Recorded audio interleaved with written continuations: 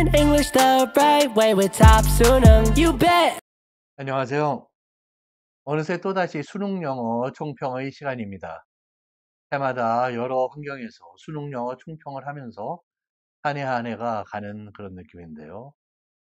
어제 드디어 오랜 소년 시절, 학창 시절을 마무리하는 수능을 치르신 모든 수험생 여러분께 멋지고 행복한 미래가 활짝 열리시기를 소망하면서 이제 2025학년도 수능 영어 총평을 시작하겠습니다.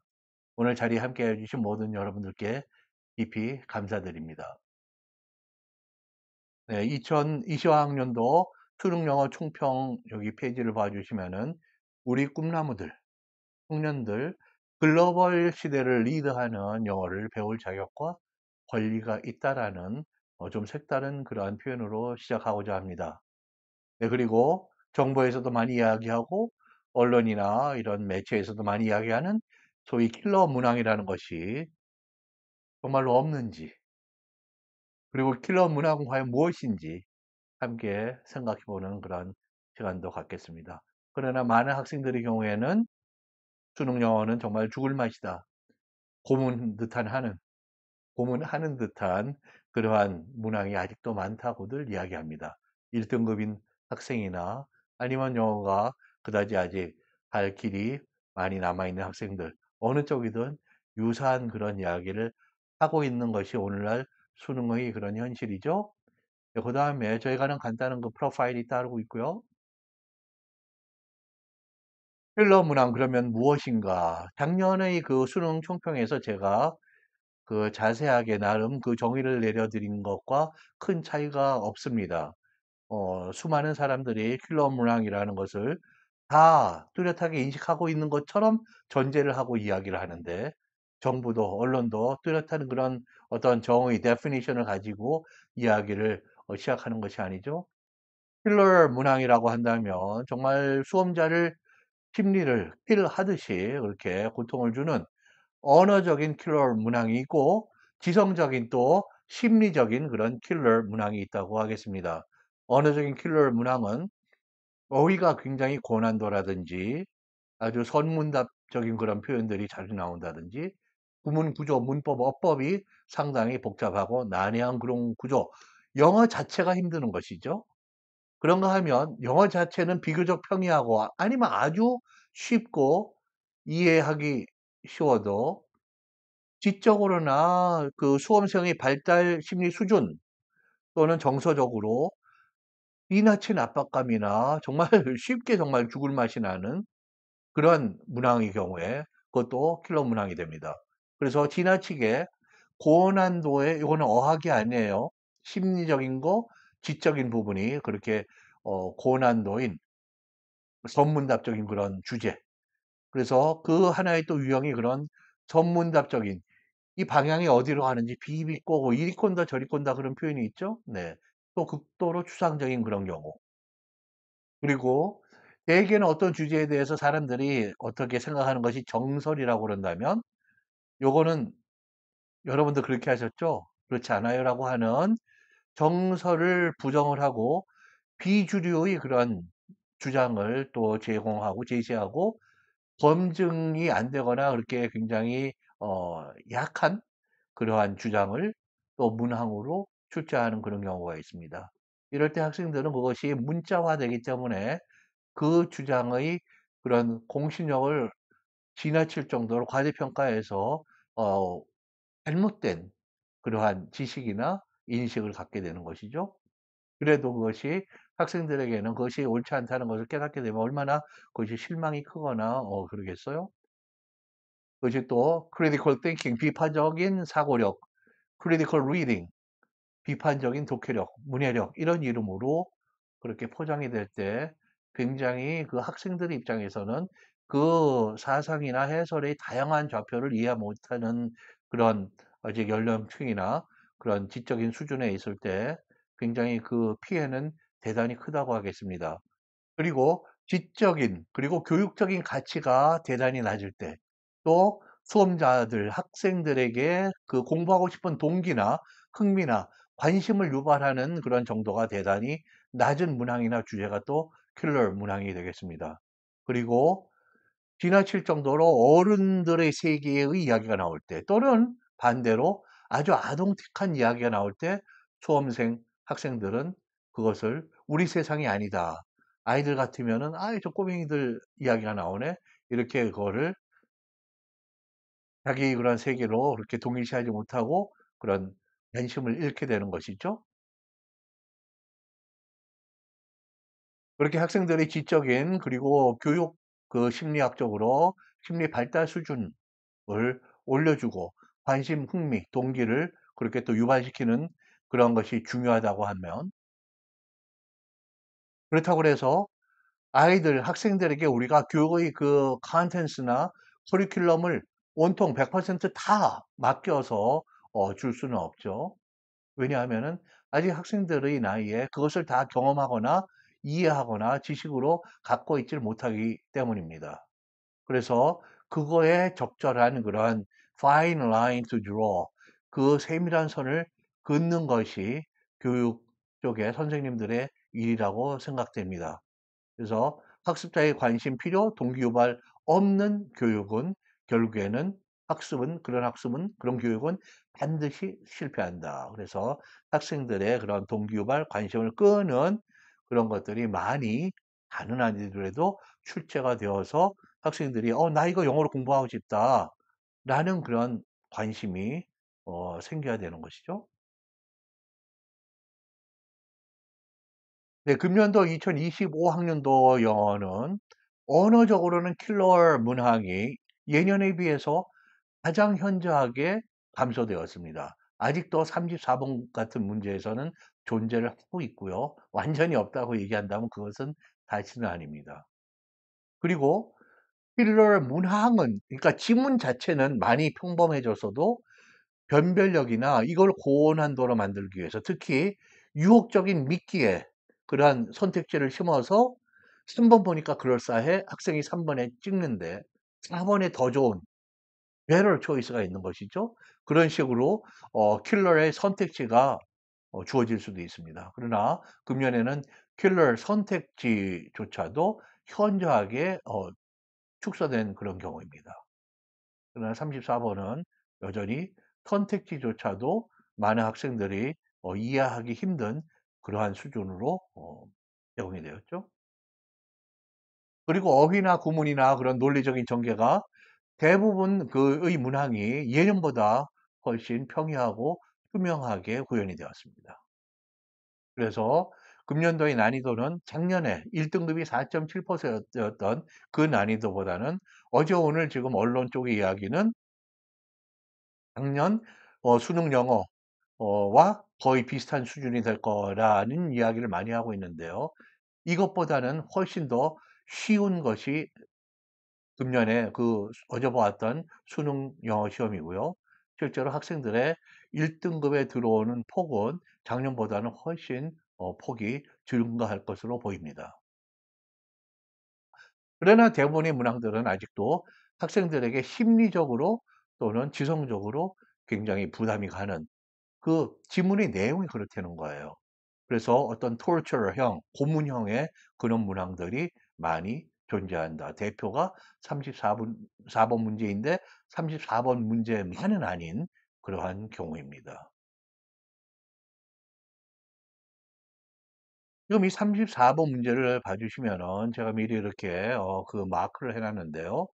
이 지문 전체를 읽기에는 지금 시간상으로 좀 힘들고요.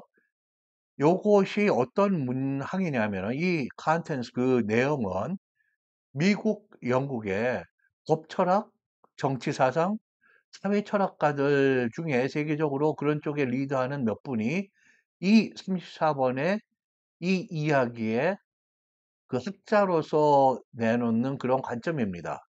뭐냐 하면은 그런 법이나 재정이나 경영, 사회 관리 이런 쪽에 나오는 어떤 법적인 그런 틀이 있는데요. 그것이 그 안에서 행위하는, 행동하는, 결정을 내리고 집행을 하는 사람들에게 어떤 역할과 해야 할 일을 줌으로써 건강한 어떤 틀을 만들어준다.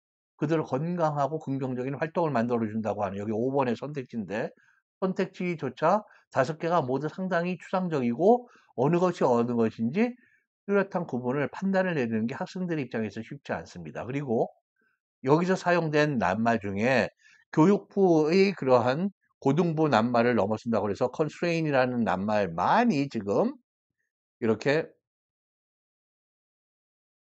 여기 뜻풀이가 속박하다라고 되어 있나요? 예. 무엇을 크게 제한할 때의 그런 제약할 때의 그런 동사인데요. 주로는 타동사로 쓰이죠. 근데 여기 중간에 나와 있는 제가 노란 줄이나 이렇게 동그라미를 쳐드린 그 표현을 보시면은 wills and trusts.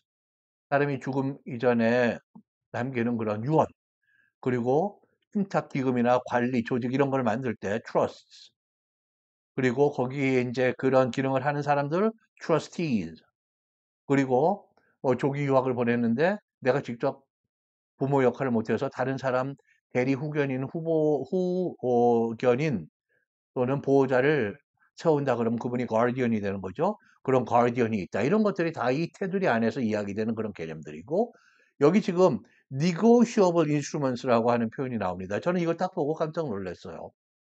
우리 고3 학생들이 아니면 그 N수생 학생들이 이거를 보고 알기를 기대해서 여기는 뜻풀이를 쓰지 않았나. 이게 첫 번째. 뜻풀이를 쓰는 영어 시험은, 이렇게 친절한 영어 시험은 대한민국의 아마 유일한 그런 시험 문제라고 생각이 됩니다.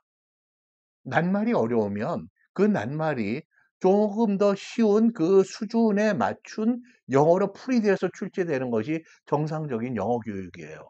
그러나 여기 뜻풀이가 주어지지 않았는데, 이 표현은 국내 영어 선생님들의 경우에는요, 제가 지금 짧은 시간이지만은 20분 정도 확인을 했습니다. 거의 대부분이 뜻밖의 처음에 몰랐어요. 내 영어 선생님들 이거 국내에서 알 수가 없는, 물론 저희 경우에는 이제 그런 뭐 미국에서 법학도 공부하고 경제법, 뭐 노동법 여러 가지를 경험을 했기 때문에 이런 표현이 보고서는 아, 이게 국내 시험에 들어왔다. 굉장히 뜻밖이다라는 생각을 바로 갖게 됐는데, negotiable instruments. 여기서 negotiable은 서로 거래를 주고받는 것입니다. 내가 지금 얼마를 빌렸어. 어떤 식으로 갚아줄게 할 때 그 거래가 성립되게 하는 법적으로 가능한 한 사회가 승인하는 그런 법적인 도구들이 있습니다.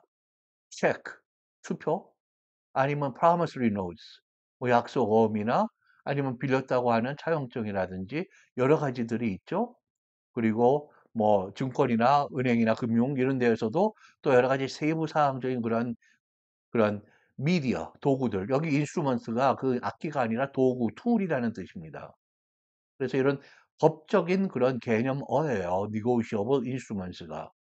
근데 이런 것이 이렇게 쓰여 있을 때 우리 학생이 그것을 알 것을 기대하고 자연스럽게 이거 쓴다. 이것은 아마 문제를 출제하신 선생님들이 이거를 선별하는 데에서 우선 학생들에게 걸맞지 않는 어른들의 세계예요. 학생들의 경험적인 그 영역이나 학생들이 이해하는 그런 능력, 상상력조차의 범위도 훨씬 넘는 그런 전문적인 법이나 사회 관리, 행정 그런 관리에서 공부를 많이 하신 분들의 그런 이야기지. 이렇게 지나치게 학구적이고 어른스러운 그런 영어가 나오면 학생들은 그런 재미나 관심이나 동기가 여기에서 아, 영어 정말 재미없어. 영어 공부하고 싶지 않아. 그렇게 마음을 먹게 되는 것이죠. 이런 문제들은 지양되어야 할 그런 유형의 문제라고 판단이 됩니다. 예, 그 다음 보시면은 뚜렷이 이렇게 평이하고 투명해지고 이해하기 쉬운 그런 명쾌한 그런 영어인데 학생들은 왜 아직도 어렵다고 그렇게 얘기를 하느냐. 작년에 수능이 상당히 어려웠던 그런 경우인데요. 중요한 요인들 몇 가지를 한 세 가지 정도 살펴볼 수 있겠습니다. 첫 번째로 2년 전부터 이제 확립이 된 직접 연계 0%의 정책입니다. 그리고 간접 연계의 그 문제의 연계성, 그 학생들이 한번 보면 친밀도가 상당히 그 약화된 그러한 것이죠. 이 간접성의 그 강화는 간접성이 더 멀어졌다 이런 얘기예요. 더 학생들이 그 한두 번 공부해도 이해력이 떨어져 있다. 그리고 절대평가는 쉽다라는 그런 인식과 어려운 현실은 뭐냐면은 쉬우니까 공부를 안 해요. 고3의 영어 수능 준비생, 현재 현장 수업에서는 많은 학생들이 뭐 영어도 그러고도 포기하는 학생들도 있고, 학생들이 절대평가인데 뭐 쉽게, 아니면 막 별로 반영을 안 해. 이런 여러 가지 이유로 절대평가 영어를 별로 준비가 허술하게 들어오는 것이죠. 그래서 제가 어떤 강의에서, 지금도 아마 온라인에서 있는 것으로 아는데요. 소파에 누워서 한국어로 번역본, 정답과 해설판을 보고 수능 영어를 공부해도 영어를 공부하는 것이 아니죠, 사실. 한국어를 공부하는 것이죠. 그래도 상당한 효과가, 학습 효과, 수험 효과가 나오기 때문에 그것이 비교육적인 걸 알면서도 비교육적이라고 말하거나 혼낼 수 없는 그러한 선생님들의 여기 슬픔이 있는 그런 내용입니다. 그래서 그 학생들은 쉽게 있다가 실제로는 갑자기 연기율이 떨어져서 공부한 게 안 나왔네? 이렇게 생각하면서 시험에서는 초조하게 실수에 실수를 반복을 하고 시간이 오래 걸리고, 그러니까 정확성이 떨어지고 하는 것이죠. 그래서 내가 1등급으로 예상했는데 2등급으로 밀려나고, 2등급으로 예상했는데 3등급으로 밀려나는 학생들이 거의 50에서 52% 정도가 되지 않나, 그런 통계적인 그 분석을 하고 있는 것입니다. 그리고 또 하나는 대단히 그런 추상적이고 학구적이고 난해하고 전문답적인 그런 문제들이 아직도 있고, 또 어른들의 세계의 영어, 예를 들면은 뭐 중년의 여성들이 아파트를 사러 어파트먼트 헌팅을 간다든지 그런 거, 아니면 연세 드신 분이 그 리타이어먼트, 그 은퇴를 하셔서 페어웰 파티를 한다든지, 이러한 것들은 학생들에게 그렇게 직접적인 그러한 친밀감을 주지 않으니까 그러한 동기유발, 공부할 동기유발이 안 생기거든요. 그리고 아동틱한 그런 컨텐츠, 이런 것들, 금년에도 4번 문제를 홀수 쪽입니다. 아동적이어서 왕관 모양의 벌룬을 들고 있는, 풍선을 들고 있는 소녀가 나오고, 그 소녀의 주인공, 엄마가 주인공입니다. 그러면 시험을 보는 남학생이나 여학생은 내가 이 엄마 쪽에 아이덴티파이, 그 동일시가 돼야 되나? 이 소녀, 꼬맹이 동생, 막내 동생이 나하고 동일시가 되는 수준이어야 되나? 이게 헛갈립니다. 이게 자기가 관심을 가질 대상이, 친밀성의 인티머시가 여기서 떨어져요. 그리고 또 8번을 보면은 로컬 어퀘리엄입니다. 지역 동네 그 수족관인데요. 거기서 옥토퍼스, 문어들을 구경을 가요. 이것도 뭐 혹시 뭐 18세, 20세 아니면 뭐 그런 연수생들의 경우에 관심이 갈까 물어봤는데 역시 고개를 설레설레, 뭐 일부는 뭐 관심이 있을 수도 있겠죠, 개인적으로는. 그러나 절대 다수는 별로 관심을 갖지 않는 그러한 내용이더라고요. 22번, 계속 반복적으로 출제되는 그러한 심리의 이야기. 32번, 어떤 때는 교훈적인 이야기를 해도 교훈적인 그 메시지가 straightforward, 디렉트하게 오면은 요 나이대의 젊은이들이 반감을 많이 갖게 됩니다. 저희 한국어에서도 그런 나이 드신 분들의 그런 교훈적인 그러한 카멘트나 언행, 이런 것들에 대한 표현들이 몇 개 있죠. 예, 그래서 그 너무도 대놓고 교훈적인 거, 34번 아까 말씀드린 대로 난해하고 대단히 전문 학구적이다. 어른들의 세계다. 36번 어른들의 세계로 지루한 이야기인데, farmer, 농부와 landowner, 그 땅 주인의 그 관계에서 서로가 상대방의 그 reputation, 명성, 그러니까 이게 trustworthiness, 그 사람의 신뢰성을 서로가 게이지, 이렇게 재면서 관계가 형성이 돼가죠. 이제 믿어도 되겠다, 뭐 이런 거. 이것이 이제 여기서는 reputational capital이라고 하는 굉장히 추상적인 그런 개념으로 쓰여져 있습니다. 이게 국내의 수능 영어가 아주 좋아하는 그런 유형의 영어 표현들이에요. 원어민들이 이거 보면은 고개 갸웃거리죠. 네. 명성적인 어떤 자본이냐. 물론 내가 인생을 살아갈 때 나의 명성이 나의 자본이기는 해요.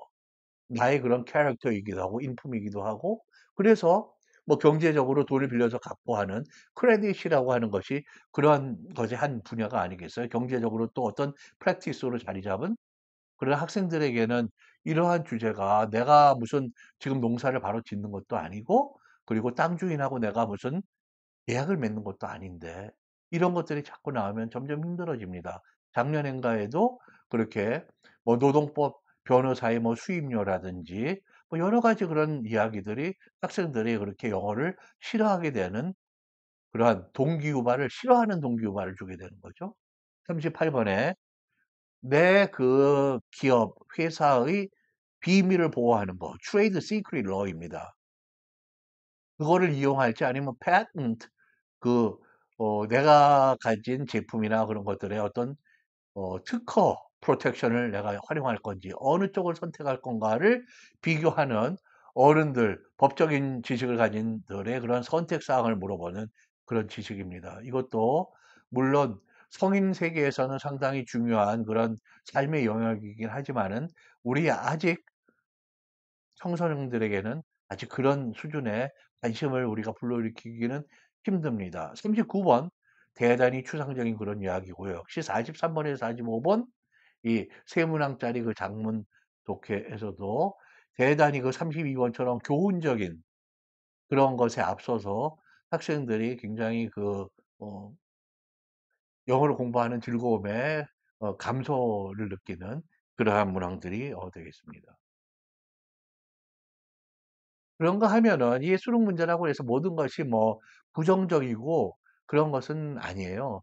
제가 해마다 수능 총평할 때마다 또 그 공정하기 위해서 어떤 그러한 좋은 것들이 있고 또 어떤 때는 좋은 거 기회가 있었는데 그것을 살리지 못했는가 이런 것까지 구체적으로 EBS 교재에 어느 책의 몇 번 문항은 좋은 문항이었는데 출제가 안 되다든지 그런 거를 리스트를 밝힌 적도 있고 그런데 긍정적인 모습은 분명히 있습니다. 금년에도 21번의 문항에서 로마 제국, The Roman Empire죠. 거기서 아키텍트, 건축가나 건축술, 아키텍처가 그 사회에서 요구하는 두 가지 영역의 그런 어떤 퀄리티가 있는데요. 하나가 실용적인 practical, pragmatic skills입니다.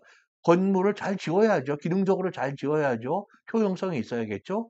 그러고 또 건물에 반영되는 그런 인문학적인 전통, 그런 정서를 이 건축가가 반영을 할 그런 교육을 받았나. 그래서 문학, writing, draftsmanship, 건물 제도라고 하나요? 그렇게 그리는 그런 기술이죠. math, history, 철학 그런 교육도 요구하고 music, medicine, 여기 medicine은 약이 아니라 의술입니다. 의학, law, astronomy, 그 천문학도 요구하고 이런 것들이 교육이 요구가 되는 그러한 로마 시대 벌써 오랜 그런 과거에부터 그런 건축이 차지하고 있는 한 사회, 한 제국의 그러한 위상이랄까요? 그러한 필요 조건들을 이야기하고 있습니다. 24번에서는 지금 이제 유튜브도 나오고 그런 어떤 여러 가지 그 문화의 그룹들이 또 세상을 그렇게 주무대로 우리가 활용을 하면서 비주얼 에이지라고 이야기하는데요. 그런 시각적인 시대다. 여기서 셀피, 자기가 찍는 그런 사진, 옛날 같으면 셀프 포트레이트, 한국 분들이 다 portrait라고 발음하는 이 셀프 포트레이트의 경우에 새로운 자기 표현의 의미가 어, 이 시대에 그 셀피가 가진 그러한 모습이다. 이렇게 우리가 일상적으로 찍는 그런 셀피의 그런 어떤 문화적인 사회적인 의미를 해설하더라고요. 좋은 지문이라고 생각됩니다. 25번 최근에 그 여성 영화에서 자기가 액트리스로 나오지는 않아도 장면에 보이지는 않아도 그 디렉터라든지 감독이나 writers, editors, 영화 편집인이죠. 또는 프로듀서의 비율이 최근에 증가하고 있다. 반가운 소식인데요. 이거 왜 그러냐면은 영화계가 상당히 그 예술을 대표하는 중요한 영역 중에 하나인데 거기에서 디시전 메이커라는 사람들이 대개 백인 남성이어 왔다는 것이죠. 그래서 우리 한국의 이제 작품이 그런 최고의 그런 작품상이나 그런 배우 그런 감독 이런 분들이 이제 상을 글로벌 그런 영화 산업계에서 받기 시작한 지금 몇 년인데요. 그때에 이런 예를 들면은 어카데미 어워즈 오스카상을 주는 그런 그 조직이죠. 그런 데에서는 벌써 10년쯤 20년쯤 전부터 서서히 그런 퍼블릭 그런 아웃크라이 그 대중적인 규탄이 있었습니다. 너희들 조직 한쪽으로는 예술, 문화, 넓은 세계, 오픈된 포용하는 마음 얘기하면서 실은 너희들 white male dominated 백인 남성에 의해서 지배되는 그런 조직 아니야? 라는 문제가 이제 등장을 했거든요. 세계에 그렇게 여성들이 자기네들의 능력을 더 발휘하지 못한 그런 숨겨진 그런 파켓, 그런 주머니 사회의 그런 영역들이 조금씩 더 세상에서 빛을 보고 정당한 그런 공평한 어, 대우를 받는 그러한 완전한 평등한 날이 오기를 기대를 하는 아주 긍정적인 그런 지문입니다. 물론 그 bar 그래프를 이해하는 그런 것이지만은 그 주제는 아픽은 굉장히 좋은 그러한 문항이죠. 그러는가 하면 26번, 35번은 스포츠 투어리즘 그리고 스포츠 라이더, 스포츠 라이딩 이 이야기인데요. 스포츠랑 새로운 교통수단이 발달하죠. mode of transportation이라고 교통수단 그중에 그 cars, 오토모빌이 등장하면서 사람들이 모빌리티, 기동력이 생기죠. 이동성.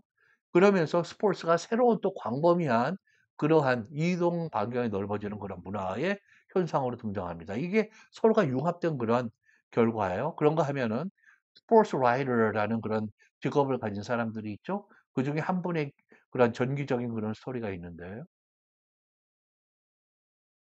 스포츠 라이딩 하면 우리가 무슨 팀이 무슨 팀을 몇 대 몇으로 이겼다 졌다. 이것을 훨씬 넘어서 스포츠가 그렇게 커다란 대형 산업이 되면서 할아버지가 손자에게 야구공을 던져주고 누가 어 사인을 했던 야구 딱지, 베이스볼 카드 이런 거를 또 선물로 주고 자기가 어릴 때 끼고 있던 야구 글러브를 야구 배트를 누가 사인했다고 또 넘겨주고 이러한 사회 문화적인 이 의미를 강하게 띠면서 스포츠라는 게 인제 여기에서는 사회 문화 이분이 또 외국과 예를 들면 중국에 가서 뭐 스포츠 해설이나 그런 활동을 한다든지 그런 경제 외교까지의 그런 융합되는 그런 모습을 보여주는 훌륭한 지금까지는 수능에서 시도되지 않은 중요한 그런 지문이라고 생각합니다. 지문이 굉장히 다양해지고 있는 것이죠. 28번에서는 그렇게 특별한 이벤트를 공지하는 그런 내용인데요. 한겨울에 꽁꽁 얼어붙은 밖에 나가기 싫죠. 그러나 그런 북부 사회에서는 사람들이 나가서 1월 한 중간에 가장 추울 때 사람들이 이런 페스티벌이나 스노우 스컬프처 눈을 단단해진 눈을 트럭으로 몇 대를 가져와서 여기저기 덤프해 놓고서 1, 2층 되는 이 눈을 거기에 여러 가지 톱이나 여러 가지 도구를 사용해서 예를 들면은 조각을 해서 거기 컴피티션 그런 시합을 합니다. 그래서 상도 받고 그런 페스티벌을 하게 되는데 때로는 눈 대신에 아이스, 얼음 조각 대회 같은 것도 예를 들면 퍼블릭 파크 그런 공원 같은 데서 하거나 아니면 다운타운의 어떤 스퀘어 이런 데서도 벌어지고 숨을 brave out the cold. 내가 춥지만은 용감하게 나가서 추위를 다른 사람과 즐기는 그러한 활동. 좋은 주제라고 봅니다. 29번에 어법 문제인데요. 어법 문제가 저 자신 여러 번의 그런 강의에서 어법 문제가 명사 뒤에 과거 분사가 오느냐, 현재 분사가 오느냐, 분사 구문이 과거 분사로 시작하느냐, 현재 분사로 시작하느냐, 이런 문제가 고정화되어 있어서 관계대명사 what이냐, 뭐뭐라고 역시 번역이 되는 접속사 that이냐, 뭐 이런 것들. 이게 고정이 돼서 항상 뭐 약방의 감초라고 그럴까요? 그 출제되는 녀석들이 출제가 되는. 그래서 영어를 진짜로 학생들에게 교육하고 학습하도록 하려면은 이 출제되는 어법은 한 문제에 불과하지만 45문제 중에 여기서 다양한 언어의 그런 형태와 의미를 공부할 수 있도록 이걸 다양화해 해야 된다고 주장을 해왔습니다. 이번에는 주어와 동사의 시제의 일치, 문맥상, 그리고 주어에 일치하는 동사의 수의 일치가 문제 두 개로 이렇게 포함이 된 그런 29번 문제. 바람직한 거고요. 더욱더 다양해졌으면 좋겠습니다. 예를 들면 한국인이 취약한 그런 관사의 문제라든지 관사를 어를 쓸지 덜을 쓸지 안 쓸지 또는 전치사로 무엇을 쓸지 그런 것들에 대한 출제까지 포함해서 여러 가지로 다양해지기를 바라고요. 31번 보면 요새 SNS와 유튜브의 시대인데 정말로 고3생 아니면 수험생들 중에도 지금 시험이 내일 모레 다음 달 뭐 다가왔는데 유튜브를 하루에도 몇 시간을 거기서 헤어나오지 못하고 하는 거의 중독된 그런 좀 도움이 필요한 그런 어, 젊은이들이 많이 있는 것 같습니다. 그런데 그런 시대에 또 한강 작가가 우리 참 대한민국에 그런 노벨상을 안겨주어서 우리 사회에 지금 책을 읽고 시를 쓰고 수필을 쓰고 하는 그러한 그룹들이 많이 그렇게 활성화되어 있는 그 반가운 이야기인데요. 그 literature, 문학 리딩의 그런 중요성을 얘기하는 지문이고요. 41번, 42번 두 문제는 인류의 역사, human evolution, 그 humanity 그 발전, 역사를 결정해 주는 요인으로 사람의 그 손가락에 있는 지문들이 있는 데 있죠? 그걸 fingertip pad라고 그럽니다. 여기에 감각들이 모여 있어서 무엇을 짚고 잡고 하는 것이 인류를 이끌어 왔다고 하는 아주 재미나는 그리고 영어가 살아 있어요. 뭐냐 하면은 대부분 수능 영어가 추상적인 그런 언어로 많이 쓰여 있거든요. 그래서 한국인의 영어가 자기나 자기 주변의 사회, 문화, 세상을 설명하는데 굉장히 약합니다. 자기 언어가 구체성을 많이 결여하고 있다는 것이죠.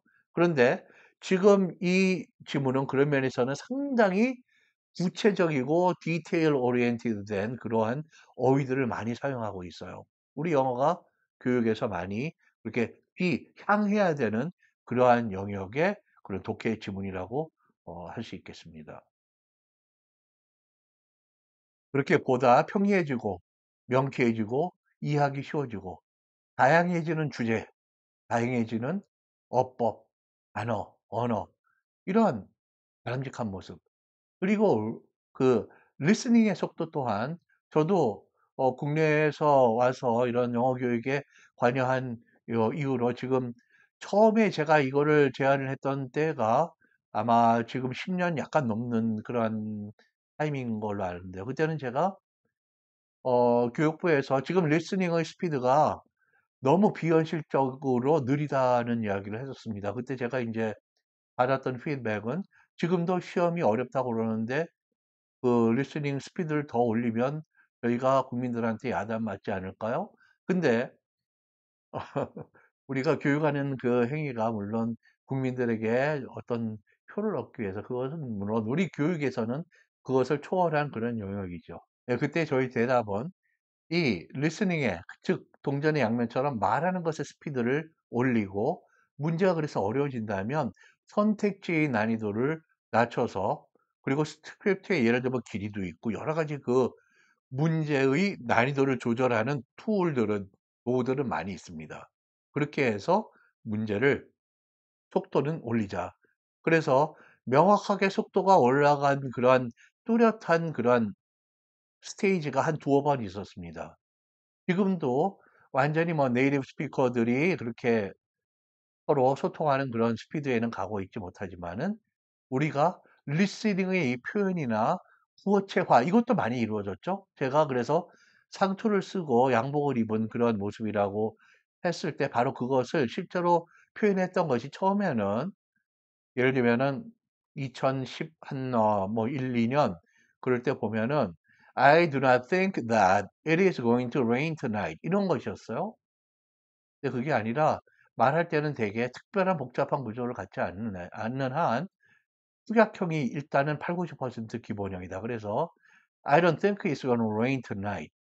이런 식으로 스피드와 구조를 바꿔야 된다. 그래서 구어체답게 합시다. 그래서 결국에는 이제 그런 식으로 이루어졌죠. 이런 것들이 오랜 시간을 가지면서 점점 좋아지고 있습니다. 전문답적이고 그렇게 난해하고 때로는 어떻게 보면 문제 출제하시는 분이 그렇게 어떤 현학적인 그러한 정도의 수준까지 문제들이 12개, 14개 이렇게 출제되는 그런 애들도 있었어요. 근데 지금 그런 것들이 많이 후퇴를 하고 많이 평이한 쪽으로 지금 오고 있거든요.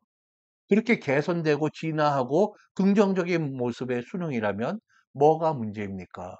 라는 그런 반론이 당연히 나올 수가 있죠. 여기에서 그 반론이 정당한 것임에도 불구하고 우리가 어떤 대답을 내릴 것인가 하는 이야기인데요.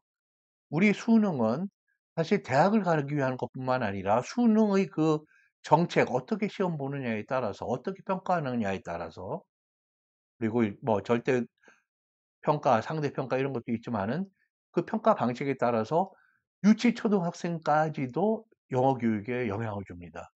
네, 그리고 나이가 40대, 30대 되는 우리 한국인들의 영어 능력의 기본적인 골격은 수능 볼 때 영어 실력과 그것이 기본 골격입니다.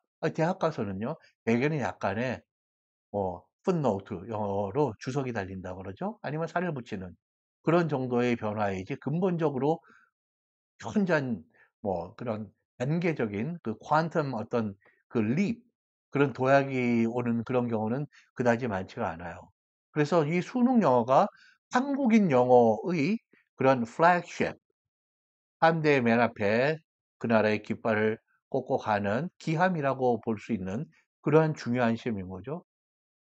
이 수능 영어가 그러나 21세기와 이제 이후의 그런 세계, 글로벌 세계, 글로벌화, 지구촌, 글로벌 밸리지 이런 얘기를 하는데 이것들은 후퇴해서 우리가 다시 혈기 시대나 아니면 20세기나 그 전으로 다시 돌아가지는 않을 것으로 역사가들은 봅니다. 이러한 현재의 모습이 바로 is here to stay라고 표현되는 여기 이제 머물기 계속 있을 그러한 운명적인 그러한 문명의 단계이고 현상인 것이죠. 그럴 때 언어 소통의 현장성과 실시간성이 그 어느 때보다도 중요한 그런 언어 능력의 핵심이 됩니다. 인간적인 거기에 우리가 터치가 나의 감정과 정서, 나의 의견, 나의 사상 이런 것들이 거기가 추가가 되고 세계인들이 소통하는 그런 최대의 공통 분모가 바로 영어인 것이죠. 그래서 영어를 배우는 것이 한국인이 네이티브 스피커와 그렇게 소통하는 옛날의 형의 그 모델이 아니라 우리의 새로운 말은 한국인이 영국 신사나 미국 아줌마와 소통하는 것이 궁극적인 목표가 아니라 전 세계인과 소통하는 한국인이 네팔인과 독일인과 스페인어와 모잠비크 아프리칸 사람과 북남미 칠레 뉴질랜드, 캐나다, 아니면 이누이트, 아니면 다른 네이티브 아메리칸, 아니면 호주의 애버리지널 이런 사람들과 소통하는 그 핵심 공통 요소가 바로 영어인 것이죠. 그럴 때 우리가 어떤 영어를 지금 어떤 영어로 변모하고 21세기에 적합한 그런 영어를 갈 것이냐. 이것이 핵심적인 이슈지. 우리가 킬러 문항이다. 금년에는 없어졌다. 이것이 우리가 그만큼 정말 정말로 기뻐해야 할 만한 그러한 일은 아닌 것이죠. 그러한 글로벌 시대에 인간이 인간을 악수를 하고 헉을 하고 사랑을 나누고 서로 뭔가를 공유를 하고 이제는 한국인들도 축구 하나를 보러 영국을 가기도 하고 어떤 음악제를 가기 위해서 오스트리아를 다녀오기도 합니다. 그만큼 세계가 교류하고 만나는데 스피킹과 라이팅이 없는 그런 언어, 영어 교육은 무의미하다고는 할 수 없어도 대단히 불완전한 것입니다. 현재의 그 리스닝도 그런 내용이나 그런 이야기하는 방식이나 아니면은 스피드 양쪽에서 더 강화할 필요가 있고요. 그리고 실제로 이 넓은 세계의 그 영어 교육의 현장에 보면은 영어를 공부하게끔 많이 그렇게 편집이 되었거나 기획이 된 그런 작품들로부터 아니면 실시간에 지금 이야기를 하고 있는 뉴스 미디어, 여기서 토크쇼가 벌어지거나 이런 많은 현상에서 또 하나는 우리가 받는 음원으로 받는 그런 이야기들, 수많은 것들에 주옥과 같은 그런 다양한 말과 글들이 지금 넘쳐나고 있습니다. 우리가 그런 데에서는 현재의 수능도 거기에는 상당히 못 미치는 그런 부분이 남아있죠. 그래서 세계 영어 교육의 그런, 그리고 실제로 사람들이 소통하는 그런 포럼, 그런 리얼 피플의 리얼 플레이스, 리얼 타임에 이런 영어가 우리 영어 교육에 점점 더 많이 들어오고, 그것이 또 평가의 툴로 사용돼야 될 때 우리 한국인들은, 학생들은 영어를 공부하게 되고, 선생님 또한 거기에 맞는 영어를 교육을 할 수 있게 되는 것입니다. 어떤 선문답적이고 비현실적인 전통적인 그런 수능 영어는 이제는 글로벌 시대를 맞아서 수명을 다했다고 보겠습니다. 그래서 언어의 4대 영역을 포함하는 그러한 새로운 평가의 그런 프레임워크, 그런 틀이나 스트럭처가 지금 필요한 시점이고요. 과거에도 지금으로부터 한 제가 국내에 들어오기 전에 이미 조금 시작된 것 같은데요. 그때는 그 NEET, National English Ability Test라는 이름으로 그렇게 실제 우리가 중고등학교 교육에서 사용하고 대입에서 사용하기 위해서 파일럿 테스트까지 문항 개발에서부터 많은 것이 그렇게 테스트되고 실제로 인스톨이 됐던 그러한 경험이 있습니다. 그 노하우와 지식과 그리고 휴먼 인프라, 그리고 테크놀로지의 그 인프라는 지금 더욱 빠르고 더욱 저렴하고 더욱 효율적으로 우리에게 남아있는 것이죠.